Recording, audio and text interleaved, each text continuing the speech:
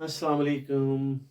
आज हम लाए हैं आपके लिए सॉलिड स्टेट यूनिट का एक और लेक्चर जिसमें हम डिस्कस करने जा रहे हैं एक बहुत ही इंपॉर्टेंट टॉपिक। और टॉपिक का नाम है क्रिस्टलेट्स एंड यूनिट सेल। जहां तक क्रिस्टलाइन सॉलिड्स की बात है, क्रिस्टलाइन सॉलिड्स के बारे में हमने पढ़ा कि क्रिस्टलाइन सॉलिड्स में कॉन्स्टेंट पार्टिकल जो होते हैं उनका एक रेगुलर अरेंजमेंट होता है। और हमने ये भी पढ़ा बेटा कि क्रिस्टलाइन सॉलिड्स में जो कांस्टेंट पार्टिकल्स होते हैं वो बेटा एटम्स भी हो सकते हैं, वो मॉलिक्यूल्स भी हो सकते हैं और आयोन्स भी हो सकते हैं। ठीक है, तो ये दो बातें हम याद रखेंगे। मैंने कहा कि क्रिस्टलाइन सॉलिड्स में क्या होता है, रेगुलर अरेंजमेंट किसका, कांस्टेंट पार्टिकल्स का। ठीक है, regular arrangement of constant particle. और दूसरी बात मैंने क्या बोली कि कांस्टेंट पार्टिकल्स जो होंगे बेटा वो मॉलिक्यूल्स भी हो सकते हैं, वो आयंस भी हो सकते हैं, वो एटम्स भी हो सकते हैं। ठीक है बेटा, वेरी गुड। अब ये रेगुलर अरेंजमेंट तो बोला, लेकिन दिखाना तो है वो स्ट्रक्चर जिससे हम ये अरेंजमेंट दिखाएंगे, ये रेगुलर अरेंजमेंट दिखाएंगे कांस्टेंट पार्टिकल्स का इन 3 dimensions. I can say the arrangement of constant particles in 3 dimensions। ये जो अरेंजमेंट हम दिखा रहे हैं, जो चीज ये रिप्रेजेंट करता है, जो स्ट्रक्चर ये रिप्रेजेंट करता है बेटा, उसको बोलते हैं क्रिस्टलेट्स। ठीक है, तो क्रिस्टलेट्स के बारे में हम बोलेंगे। Crystal lattice is the arrangement, it is the arrangement of constituent particles in 3 dimensions। Very simple definition. ठीक, वेरी गुड। मैं आपको यहां पे एक मिसाल देता हूं। फॉर एग्जाम्पल, हमारे पास एक कांस्टेंट पार्टिकल है। अब यहां पे कांस्टेंट पार्टिकल जो है, कांस्टेंट पार्टिकल के बारे में बोला बेटा ये मॉलिक्यूल भी हो सकता है, आयन भी हो सकता है और एटॉम्स भी हो सकते हैं। ठीक है, वेरी गुड। अब बेटा या तो मुझे ये मॉलिक्यूल बनाना है, या मुझे आयन बनाना है, या मुझे एटम बनाना है। तो ये वाली डिफरेंस कॉन्स्टिट्यूशन में जो ये डिफरेंस है बेटा, ये वाली डिफरेंस खत्म करने के लिए हम यहां पे एक बात या बताएंगे कि ये कांस्टेंट पार्टिकल्स होते हैं बेटा, irrespective of their nature they are represented by points. इसका मतलब है जब हमें एक क्रिस्टलेट्स में अरेंजमेंट दिखाना है, जब एक क्रिस्टलेट्स बनानी है बेटा, वहां पे हम जो कांस्टेंट पार्टिकल्स होंगे एक क्रिस्टल के, उनको हम रिप्रेजेंट करेंगे बाय सिंपल पॉइंट्स। हम पॉइंट्स से उनको रिप्रेजेंट करेंगे। और वो पॉइंट्स कुछ भी हो सकते हैं, वो ये भी हो सकते हैं, ये भी हो सकते हैं, ये भी हो सकते हैं। That depends upon the nature of the crystal. ठीक है, वेरी गुड। तो मैं कहूंगा यहां पे कि यहां पे मैंने एक पॉइंट दिया और आई कैन से यहां पे एक कांस्टेंट पार्टिकल है। तो बेटा अब मैं दिखाऊंगा कि ये कांस्टेंट पार्टिकल का अरेंजमेंट क्या है, 3 डायमेंशन, जो बाकी सारे कांस्टेंट पार्टिकल्स, इसके सराउंडिंग पार्टिकल जो है वो कैसे अरेंज है। फॉर एग्जांपल, अगर मैं 3 डायमेंशन में बोलूंगा बेटा, मैं बोलूंगा यहां से एक पार्टिकल सराउंड कर रहा है, यहां से एक पार्टिकल सराउंड कर रहा है, यहां से एक पार्टिकल सराउंड कर रहा है, यहां से एक पार्टिकल सराउंड कर रहा है, यहां से एक पार्टिकल सराउंड कर रहा है, यहां से एक पार्टिकल सराउंड कर रहा है। सिमिलरली बाकी सारे पार्टिकल्स के बारे में ये अरेंजमेंट में 3 डायमेंशनल अरेंजमेंट में बना रहा हूं, ये 3 डायमेंशनल अरेंजमेंट को बेटा बोलते हैं क्रिस्टलेट्स। ठीक है, क्रिस्टलेट्स, समझ आया। इस क्रिस्टलेट्स को एक और नाम बोलते हैं स्पेसलेट्स। बेसिकली क्रिस्टलेट्स और स्पेसलेट्स सेम टू सेम होता है, ये एक ही बात है। क्रिस्टलेट्स बोलो आप स्पेसलेट्स बोलो, लेकिन जहां तक स्पेसलेट्स की बात है बेटा, क्योंकि यहां पे लिखा आपने द अरेंजमेंट ऑफ कांस्टिट्यूएंट पार्टिकल्स, तो बेटा उन कांस्टेंट पार्टिकल्स को आपने किससे दिखाया, पॉइंट से दिखाया। वो पॉइंट से हम अरेंजमेंट दिखा रहे हैं इन 3 डायमेंशंस, उसी को बेटा बोलते हैं स्पेसलेट्स। तो यहां पे एक पॉइंट में बढ़ा भी सकता हूं, the arrangement of constant particles, और I can say the arrangement of points in 3 dimensions. ठीक है, वेरी गुड। तो उस स्ट्रक्चर को बेटा बोलते हैं स्पेसलेट्स। क्योंकि मैंने बोला कि यहां पे मैंने एक पार्टिकल का 3 डायमेंशनल एनवायरनमेंट मैंने दिखाया, सराउंडिंग में उसके 3 डायमेंशंस में अरेंजमेंट क्या है, लेकिन बाकी सारे को तो नहीं दिखाया। इसीलिए बेटा अब यहां पे समझना है हमें कि ये अरेंजमेंट हम दिखा रहे हैं। अब क्रिस्टल का जो स्ट्रक्चर है, और आई कैन से क्रिस्टल की जो ज्योमेट्री है बेटा, वो ज्योमेट्री हम अब ये अरेंजमेंट से समझेंगे। इस अरेंजमेंट से हमें समझना है कि क्रिस्टल जो है, क्रिस्टल की ज्योमेट्री क्या है। उसके लिए बेटा ये पॉइंट्स होते हैं, ये जो ये कांस्टेंट पार्टिकल्स को हम पॉइंट से रिप्रेजेंट करते हैं बेटा, या हम बोलेंगे लेट्स को रिप्रेजेंट करने के लिए या लेट्स दिखाने के लिए जो कांस्टेंट पार्टिकल्स को हम पॉइंट से रिप्रेजेंट करते हैं बेटा, इन पॉइंट्स को बेटा बोलते हैं लेट्स पॉइंट। इनको क्या बोलते हैं बेटा? लेटेस्ट पॉइंट, और आई कैन से लेट्स पॉइंट्स क्योंकि बहुत सारे हैं। अब ये क्रिस्टल की ज्योमेट्री समझने के लिए बेटा एक चीज हम करते हैं कि हम इन पॉइंट्स को, these points are connected by lines, straight lines, इनको हम स्ट्रेट लाइन से कनेक्ट करते हैं, ठीक है, वेरी गुड। और उस लाइन से रिप्रेजेंट करने की मदद से हमें क्या पता चल जाता है बेटा? We get the geometry of that crystal, हमें उस क्रिस्टल की ज्योमेट्री पता चल जाती है, ठीक है बेटा, वेरी गुड। क्योंकि यहां पे मैंने रैंडम अरेंजमेंट दिखाया था, इसीलिए बेटा आपको ज्यादा अच्छे से समझाने के लिए मैंने एक स्ट्रक्चर 3 डायमेंशनल अरेंजमेंट यहां पे बना के रखा है, या आई कैन से मैंने एक क्रिस्टल लेट्स बना के रखी है या स्पेस लेट्स बना के रखी है, ठीक है बेटा। ये जो ये स्ट्रक्चर मैंने यहां पे बनाया है, this represents a crystal let's. Here you can say this structure represents the 3 dimensional arrangement of constant particles of a crystal. देखो बेटा यहां पे फॉर एग्जाम्पल ये पार्टिकल की बात कर रहा हूं, ये पार्टिकल को along one axis like this यहां से सराउंड कर रहा है, यहां से सराउंड कर रहा है, ये दूसरी एक्सिस, ये तीसरी एक्सिस, ठीक है बेटा, वेरी गुड। तो बेटा यहां पे मैं बोलूंगा बेटा ये जो ये स्ट्रक्चर पूरा का पूरा स्ट्रक्चर है बेटा, इस पूरे स्ट्रक्चर को हम बोलेंगे क्रिस्टल लेट्स, ठीक है। इसको बनाना ज्यादा मुश्किल नहीं है बेटा, आपको एक काम करना है, हालांकि जल्दी में ज्यादा अच्छी नहीं बनेगी, लेकिन बनाने के लिए मैं एक बात बताऊंगा बेटा, आप एक काम करना, आप सिंपली एक बड़ा क्यूब बनाना बेटा, ठीक है, यहां पे बड़ा क्यूब बनाना, ये देखो बड़ा क्यूब बनाया मैंने, और हर किसी एज के सेंटर पे एक पॉइंट डाल देना बेटा, ये लाइक दिस, ठीक है, हर किसी एज के सेंटर पे। तो बेटा इनको कनेक्ट करना है ऐसे, देखो इनको कनेक्ट करना है ऐसे, अब इसको इसके साथ मिलाना है, इसको इसके साथ मिलाना है, सिमिलरली लाइक दिस, इसको इसके साथ मिलाना है, इसको इसके साथ मिलाना है, ठीक है, वेरी गुड।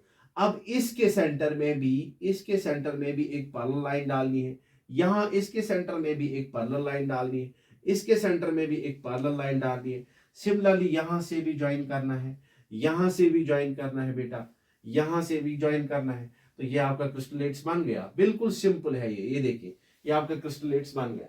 ये मैंने बनाने का तरीका बनाया, तो यहां समझाया, तो ये यहां पे क्रिस्टलेट्स बनी हुई है, ठीक है, वेरी गुड, समझ आया, वेरी गुड, बहुत अच्छी बात है। अब क्रिस्टलेट्स के बारे में हम 3 पॉइंट्स याद रखेंगे कि क्रिस्टलेट्स जो होता है बेटा, क्रिस्टलेट्स में जो कांस्टेंट पार्टिकल्स होते हैं बेटा, उन कांस्टेंट पार्टिकल्स को हम रिप्रेजेंट करते हैं पॉइंट से, और उन पॉइंट्स को क्या बोला जाता है? Lattice points. तो क्या मैं बोलूं बेटा, each point in the crystal lattice, और I can say each point in the crystal lattice that represents a constituent particle, वो एक कांस्टेंट पार्टिकल रिप्रेजेंट करता है, और हर किसी पॉइंट को क्या बोलते हैं बेटा? Latest point. और हर किसी पॉइंट का मतलब होता है एक कांस्टेंट पार्टिकल। दूसरी बात, तो पहली बात हो गई कि हर किसी पॉइंट को बोलते हैं लेटेस्ट पॉइंट, और हर कोई पॉइंट रिप्रेजेंट करता है एक कांस्टेंट पार्टिकल।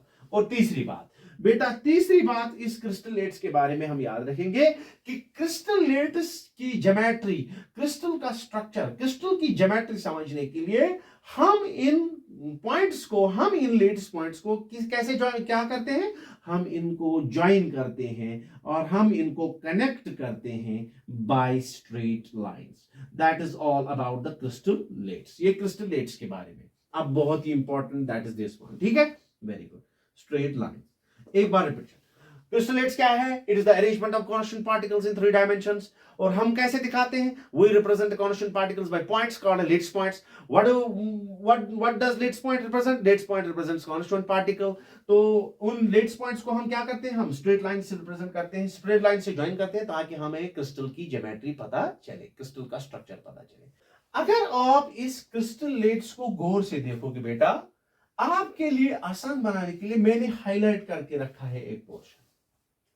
अगर आप इसको गौर से देखोगे बेटा, ये जो ये पूरी क्रिस्टलेट्स है, पूरी लेटेस्ट जो है, यहां पे मैंने एक छोटा यूनिट निकाला है। अगर हम पूरी क्रिस्टल को देखेंगे, जो पूरी क्रिस्टल का शेप, जो ज्योमेट्री, जो स्ट्रक्चर पूरी क्रिस्टल का, पूरे क्रिस्टलेट्स का है, वही स्ट्रक्चर इस छोटे यूनिट का भी है। ये छोटा वाला जो निकाला है मैंने यहां पे।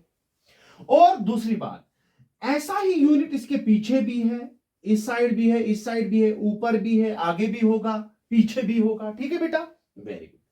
तो क्या मैं बोल सकता हूं बेटा कि अगर मैं ये छोटा यूनिट रिपीट करूं इन 3 डायमेंशन, यहां से भी, यहां से भी, यहां से भी, ऊपर भी, आगे भी, पीछे भी, ठीक है, दाएं भी, बाएं भी, अगर मैं हर डायरेक्शन में इसको रिपीट करूं तो ये स्ट्रक्चर वापस बन जाएगा। बिल्कुल इजी है ये।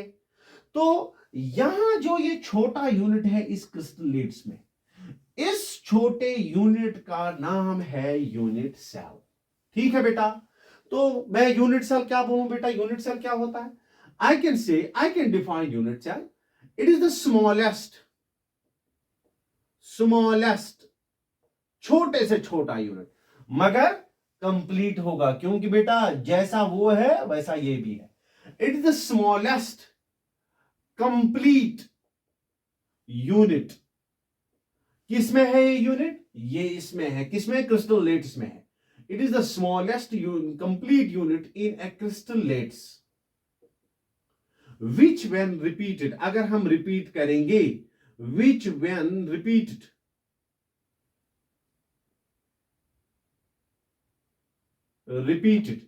over and again, अगर हम बार बार इसको रिपीट करेंगे बेटा हर किसी डायमेंशन में, generates the entire crystal, or I can say generates the entire lates, पूरी लेट्स बना देगा। ठीक है, तो मैं बोलूंगा बेटा कि एक यूनिट सेल क्या होता है, एक क्रिस्टलेट्स का छोटा यूनिट होता है, एक छोटा स्ट्रक्चर होता है, लेकिन कंप्लीट होता है बेटा अगर हम उस स्ट्रक्चर को रिपीट करेंगे बार बार हर किसी डायमेंशन में, तो हर किसी डायरेक्शन में, तो बेटा वहां पे आपका पूरा क्रिस्टलेट्स बन जाएगा। ठीक है, वेरी गुड। ये समझने के लिए हम एक मिसाल लेंगे बेटा। आपके घर में जो दीवार है बेटा, मान लो वो दीवार जो है वो एक क्रिस्टलेट्स है। ठीक है, अगर हम उस दीवार को गौर से देखेंगे बेटा, वो दीवार जो होता है दैट इज रेक्टेंगुलर। और बेटा वो दीवार जो है बेटा, वो दीवार किसकी बनी है? ब्रिक्स की बनी है। और जो ब्रिक है बेटा वो भी रेक्टेंगुलर है। और उसी ब्रिक को, अगर उन ब्रिक्स को अगर हम यहां पे ब्रिक लेंगे बेटा, वो एक छोटा यूनिट है दीवार के हिसाब से, तो वही ब्रिक अगर हम ऊपर भी लगाएंगे, इधर आगे भी, पीछे भी, हर किसी डायरेक्शन में उसको रिपीट करेंगे, तो बेटा रिपीट करने के बाद हमारा वो पूरा दीवार बन जाएगा। तो मैं बोलूंगा बेटा दीवार जो है वो क्रिस्टलेट्स है, वो लेटेस्ट स्ट्रक्चर है, वो स्पेस लेटेस्ट है। तो उसका, उसमें वो उस दीवार का जो छोटा यूनिट है brick, that represents a unit cell. ठीक है, तो बेटा मैं बोलूंगा a unit cell is smallest unit. ठीक है बेटा। और दूसरी बात, यहां पे एक और बात कि मैंने बोला which one repeated over and again, यहां पे बात, ये इंपॉर्टेंट बात यहां पे आई, which one repeated over and again generates the entire crystal. तो इसका मतलब है आपको ये अब इनका रिपीटिशन लगाना है, रिपीटिशन दिखाना है। तो बेटा यहां पे जो मूवमेंट आप करोगे क्रिस्टलेट्स का, आप सॉरी यूनिट सेल्स का, आप पीछे आगे बाकी या ऊपर नीचे, ठीक है, इसको बेटा बोलते हैं ट्रांसलेशनल डिस्प्लेसमेंट। ठीक है, ट्रांसलेशनल डिस्प्लेसमेंट। तो बेटा आप सिंपल ट्रांसलेशनल डिस्प्लेसमेंट करोगे, ट्रांसलेशनल डिस्प्लेसमेंट करोगे बेटा, तो आपकी पूरी ये क्रिस्टलेट्स बन जाएगी। ठीक है, very good. Translation perpendicular I can से लाइक दिस, आगे पीछे ऊपर नीचे। ठीक है, वेरी गुड। समझ आया? Very good. तो इसका मतलब है जो शेप क्रिस्टल की है वही शेप यूनिट सेल की भी है। तो मुझे एक क्रिस्टल को समझने के लिए पूरी लेटिस को देखने के बजाय अगर मैं उसकी एक यूनिट सेल समझूं बेटा, अगर मैं उसकी यूनिट सेल के कैरेक्टर्स या यूनिट सेल को समझूं, तो मुझे पूरा लेटेस्ट स्ट्रक्चर समझ आ जाएगा। ठीक है, तो इसका मतलब है एक क्रिस्टल को समझने के लिए हमें उसकी यूनिट सेल को समझना है। ठीक है, वेरी गुड। तो इसीलिए आपका जो यूनिट है, आपके यूनिट का नेक्स्ट पोर्शन जो है वो मेनली इससे कंसर्न है, तो वहां पे ज्यादातर आप इसके बारे में सुनोगे। ठीक है बेटा, वेरी गुड। तो ये हो गई आपकी यूनिट सेल। नाउ अभी हमने बोला कि क्रिस्टल को समझने के लिए किसको समझना है, यूनिट सेल को। तो हम देखेंगे अब यूनिट सेल्स के बारे में, हम यूनिट सेल के कैरेक्टरिस्टिक्स देखेंगे। The characteristics of a unit cell, this is very important. जहां तक क्रिस्टल का स्ट्रक्चर या क्रिस्टलेट्स के बारे में हमने पढ़ा, हमने देखा कि एक क्रिस्टलेट जो होती है वो छोटी छोटी यूनिट्स की बनी होती है जिनको हम यूनिट सेल्स बोलते हैं। अब जो क्रिस्टल की शेप होती है वही यूनिट सेल की भी शेप होती है। तो इसका मतलब है क्रिस्टल को समझने के लिए हमें किसको समझना है, यूनिट सेल को। ठीक है, वेरी गुड। अब जो यूनिट सेल्स होती हैं बेटा, इन यूनिट सेल्स की शेप और साइज क्या होंगी, शेप और साइज क्या होगा बेटा, that is governed by some factors and those factors are called as characteristics. ठीक है, वेरी गुड। तो कैरेक्टरिस्टिक्स जो होते हैं बेटा, कैरेक्टरिस्टिक्स में हम जब हम एक यूनिट सेल को देखेंगे बेटा, हमें यूनिट सेल के बारे में कुछ खसूसियत, कुछ ऐसे प्रॉपर्टीज जानने हैं जिससे हम उस यूनिट सेल को रिप्रेजेंट करेंगे, या जिससे हमें पता चलेगा what is the shape and size of that I can say that unit cell. ठीक है, वेरी गुड। इसमें जो पहला कैरेक्टरिस्टिक आता है that's called as edge length. Edge length, I can say simply the length of edges. Simply मैं बोलूंगा बेटा length of edges। तो यहां पे सवाल आता है what do you mean by an edge? Edge क्या होता है? Edge वहां वो चीज होती है या वो जगह होती है where two faces intersect।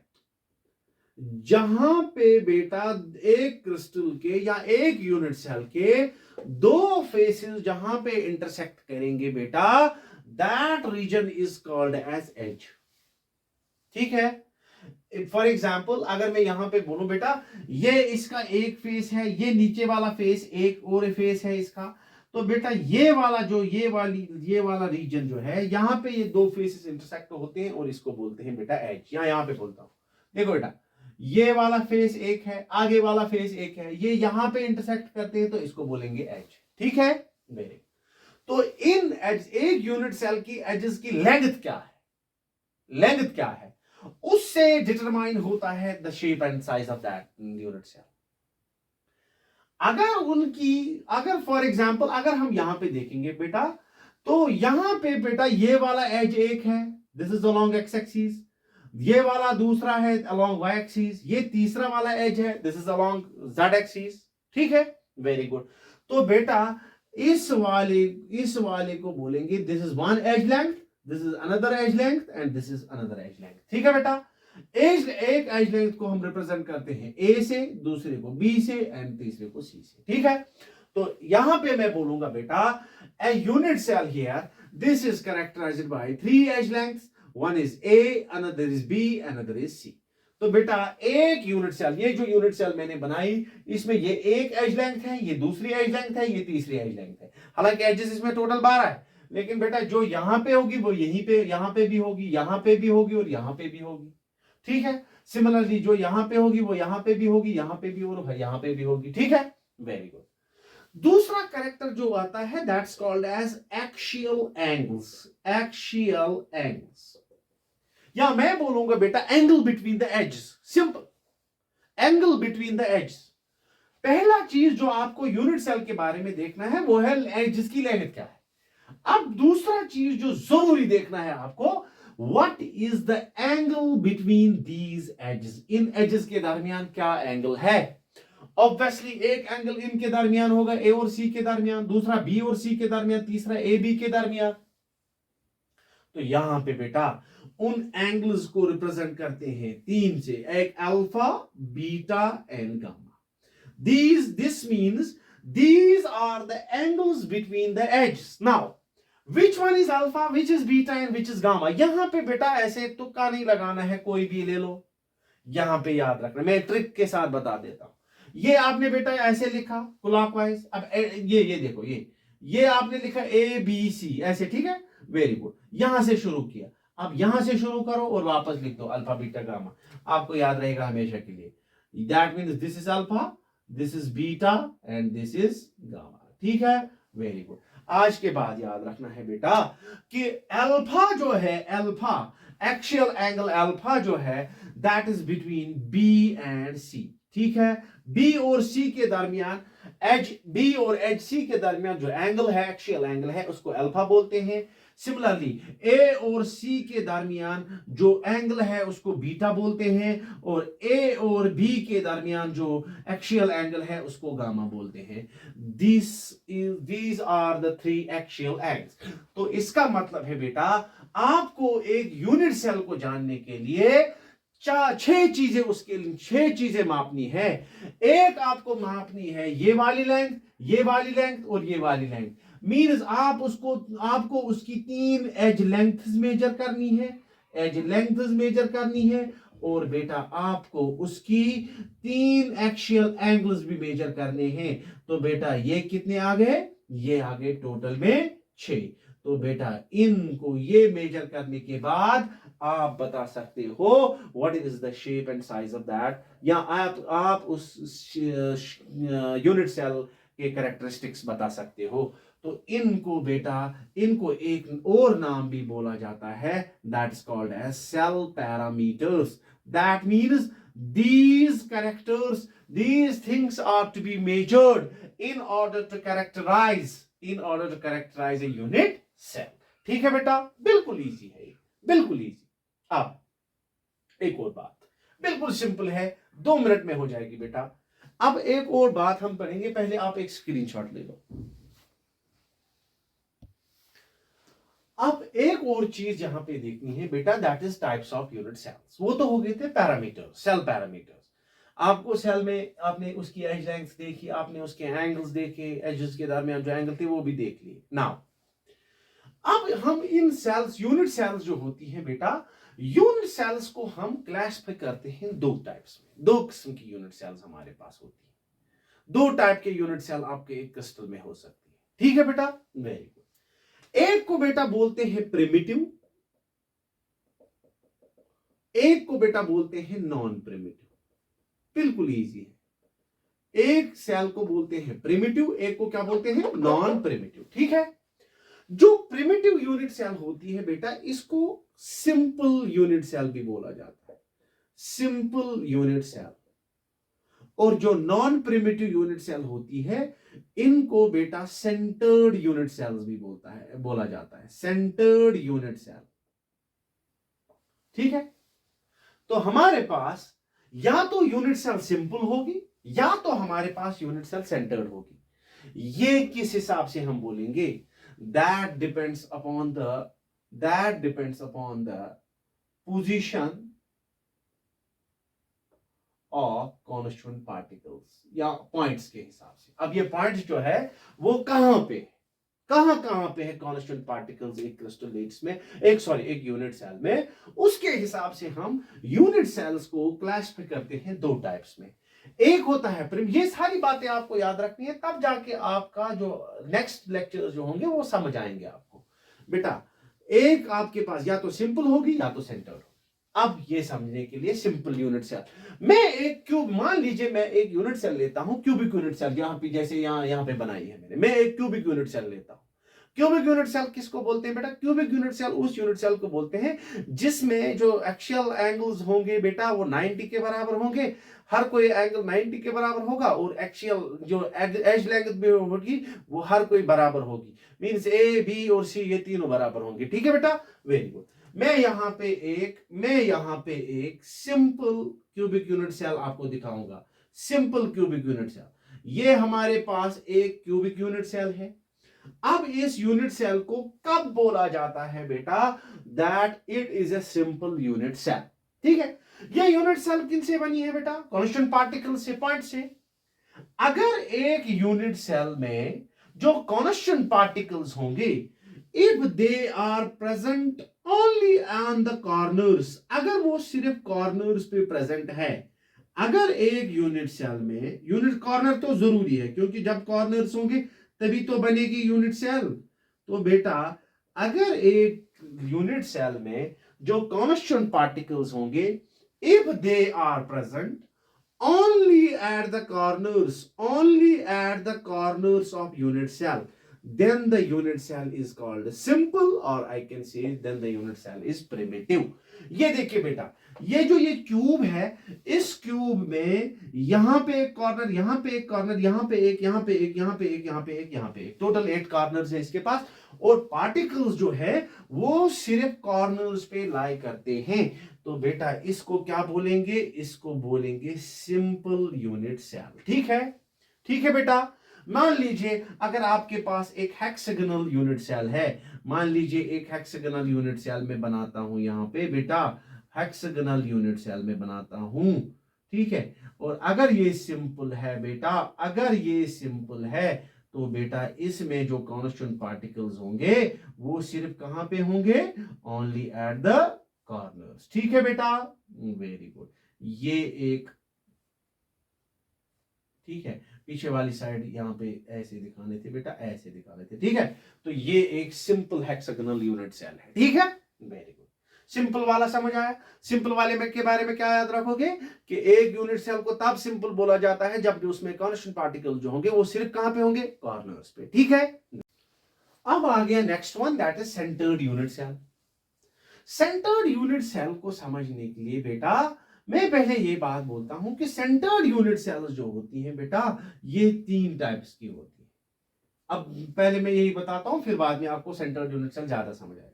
Centred unit sales जो होती हैं, या तो ये फेस सेंटर्ड होती है, ये खुद बताएंगे बेटा मैं क्या, बॉडी सेंटर्ड होती है, या तो ये एंड सेंटर्ड होती है, ठीक है, वेरी। अब यहां पे खुद बताएंगे। देखिए बेटा यहां पे नाम ही आ रहा है सेंटर्ड। सेंटर्ड मतलब होता है कि जब एक यूनिट सेल में कॉर्नर्स के अलावा, कॉर्नर्स पे तो होंगे ही होंगे, कॉर्नर्स के अलावा अगर जो कांस्टेंट पार्टिकल्स होंगे, अगर वो फेसेस के सेंटर पे होंगे, बॉडी के सेंटर पे होंगे, या एंड सेंटर्स पे होंगे, तो बेटा उन यूनिट सेल्स को बोलते हैं सेंटर्ड यूनिट सेल। तो I can say the centered unit cells or non-primitive unit cells are those unit cells where the constant particles are present at corners, and besides corners they are present at the centers of either face or body or end। ठीक है, very good. अब सवाल आता है कि ये face centred क्या है, फेस क्या होता है, या फेस सेंटर्ड कैसे देखेंगे, बॉडी सेंटर्ड कैसे देखेंगे, और एंड सेंटर्ड कैसे देखेंगे। ठीक है, face centred cubic unit cell किसको बोला जाता है, या फेस सेंटर्ड यूनिट सेल किसको बोला जाता है?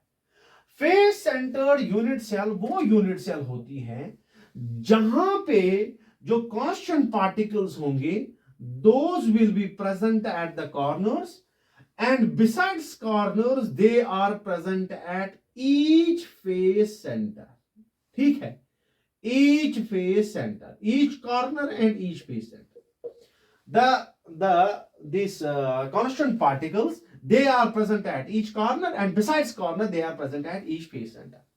ये समझाने के लिए बेटा यहां पे मैं एक यूनिट सेल बनाता हूं, ठीक है, यहां पे मैं एक क्यूबिक यूनिट सेल बनाता हूं, ठीक है, वेरी गुड।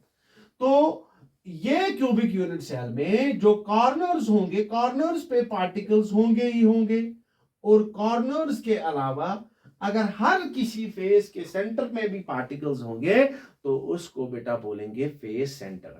ये समझाने के लिए मैं यहां पे ये एक मिसाल लेता हूं। मान लीजिए ये एक यूनिट सेल है, ठीक है, यहां पे जो कॉर्नर्स होंगे, कॉर्नर्स के अलावा, ये कॉर्नर्स है, कॉर्नर्स पे तो पार्टिकल्स होंगे ही होंगे, उसके अलावा अगर हर किसी फेस के सेंटर पे, ये लीजिए ये एक फेस है, इसके पीछे एक फेस है, दूसरा यहां से, तीसरा यहां से, चौथा यहां से, ये सॉरी पांचवा यहां से, छठा यहां से, तो इसमें कितने फेसेस है टोटल? 6 फेसेस। तो बेटा यहां पे क्यूबिक यूनिट सेल में अगर इस फेस के सेंटर में भी पार्टिकल होगा, इस फेस के सेंटर में भी पार्टिकल होगा, इस फेस के सेंटर में भी, इस फेस के सेंटर में भी, इस फेस के भी, इसके फेस के भी, पीछे वाले के और आगे वाले फेस के सेंटर पे भी, तो ये वाली जो यूनिट सेल है, this is a face centred, since it was a cube, इसको बोलेंगे face centred cubic unit cell. ठीक है, तो बेटा हम बोलेंगे face centered unit cell is that unit cell where the constant particles are present at the corners and besides corners they are present at each face center. ठीक है, very good. इसके बाद है बॉडी सेंटर्ड, सिंपल है। Body centred वो वाली unit cell है जहां पे कांस्टेंट पार्टिकल्स एक तो कॉर्नर्स पे होंगे, दूसरा बॉडी सेंटर में होंगे। बॉडी सेंटर पे भी पार्टिकल होगा। बॉडी सेंटर एक ही होता है, फेसेस तो 6 थी। ये देखिए बेटा, for example if I am going to take this I am going to take this unit cell, बेटा इसकी बॉडी जो अंदर है वो ये देखिए, बॉडी तो एक ही है ना, तो बेटा उसके अंदर बॉडी के सेंटर में अगर पार्टिकल होगा और कॉर्नर्स पे भी होगा, तो कॉर्नर्स और बॉडी सेंटर पे जो जिस यूनिट सेल में कॉर्नर्स पे भी पार्टिकल होगा और बॉडी सेंटर पे भी, उसको बोलेंगे बॉडी सेंटर। यहाँ पे दिखाता हूं बेटा, ये एक फॉर एग्जाम्पल यूनिट सेल है आपकी, ये एक यूनिट सेल है, ठीक है, वेरी गुड। और बेटा यहाँ पे इसके कॉर्नर्स पे पार्टिकल्स हैं, कॉर्नर्स पे पार्टिकल्स हैं, और besides corners there is one particle present inside the body of this unit cell. इसको बेटा बोलेंगे बॉडी सेंटर, ठीक है। इसके बाद है एंड सेंटर्ड। एंड सेंटर्ड और फेस सेंटर्ड जो था वो बिल्कुल एक जैसी थी, लेकिन इसमें फर्क सिर्फ एक है कि एंड सेंटर्ड उस यूनिट सेल को बोला जाता है बेटा जिसमें कांस्टेंट पार्टिकल्स जो होंगे दो तो कॉर्नर्स पे होंगे ही होंगे, but besides corners they are present at two opposite faces, two opposite faces। देखो फर्क क्या है, यहां पे each face center, यहां पे टू अपोजिट फेसेस के सेंटर पे होगा, सिर्फ दो अपोजिट फेसेस पे। देखो बेटा यहां पे दिखाता हूं, ये मैं यहां पे यूनिट सेल बना देता हूं बेटा, ये यूनिट सेल देखिए बेटा, ये यूनिट सेल बेटा, तो यहां पे कॉर्नर्स पे पार्टिकल्स होंगे ही होंगे, corners पे particle और besides corners they are present at the face centers of two opposite faces। two opposite faces मतलब इस फेस और इस फेस के आप इस फेस, मान लीजिए अगर ये फेस लेंगे तो ये वाला फेस लेना है यहां से, अगर ये फेस लेंगे तो ये वाला फेस अपोजिट लेना है, अगर पीछे वाला फेस लेंगे तो आगे वाला फेस लेना है। तो यहां पे सिर्फ दो अपोजिट फेसेस के सेंटर पे होगा, तो इसको बेटा बोलते हैं and centred. This is the classification of, or I can say types of unit cells। तो यहाँ पे बेटा रिपीट करेंगे कि यूनिट सेल्स को हम डिवाइड करते हैं दो टाइप्स में, एक सिंपल एक सेंटर्ड। सिंपल में हमारे पास वो वाली यूनिट सेल को सिंपल बोला जाता है जहां पे कांस्टेंट पार्टिकल सिर्फ कॉर्नर्स पे होंगे। सेंटर्ड यूनिट सेल में एक आता है फेस सेंटर्ड, एक बॉडी सेंटर्ड, एक फेस एंड सेंटर्ड।